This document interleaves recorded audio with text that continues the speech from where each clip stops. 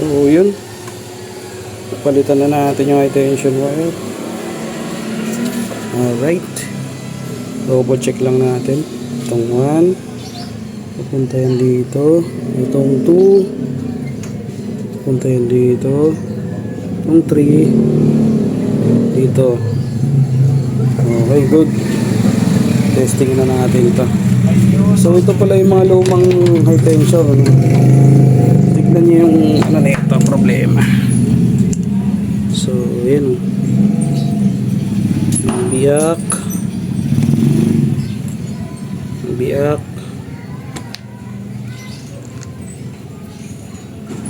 biyak din yun. Yan, biyak. So parang ito na lang yung maayos-ayos dito. So spare na lang natin ta. Okay, subukan na natin to.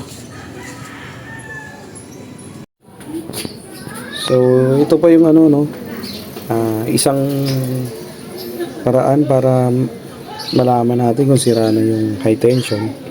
So ayan, pag binunot mo to, dapat yan nagbibigay ng kuryente yan, tapos hindi ka nagaground dito.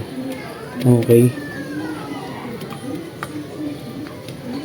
yan, dapat yan hindi ka nagaground. So pag ginawakan mo yan habang umaandar, tapos ay nagaground ka, ibig sabihin nun tumatalo na yung kuryente, palitin na yung high tension wire, kung alin man dyan sa apat yan, yung ganon, no? So yun lang. So yun, no, pagka ganon na yung itsura ng mga high tension wire natin, possible tumatalo na yung kuryente nya. So hindi na maganda yung bigay ng kuryente dun sa spark plug para sa accurate na sunog, no, ng board dun sa spark plug. Okay, kaya yun lang, simple lang naman yung ano, tignan lang natin yung physically na estado ng ano, ng high tension wire. Para kasi minsan ano yan eh, yung high tension wire yan namamalya, tapos hindi stable yung RPM.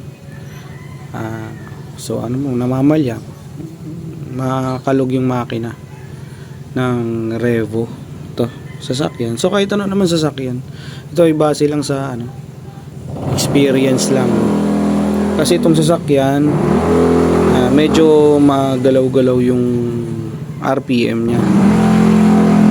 So tinignan ko yung spark plug, maayos pa naman yung ano, yung condition. So yun, tinignan ko yung high tension, ganun na yung kalagayan nya, yung condition ng high tension wire. So for now, medyo na-solve ko naman na yung problema.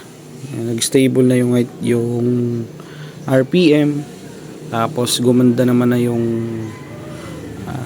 makina, hindi na masyadong maalog. So yun lang, sana makatulong sa lahat.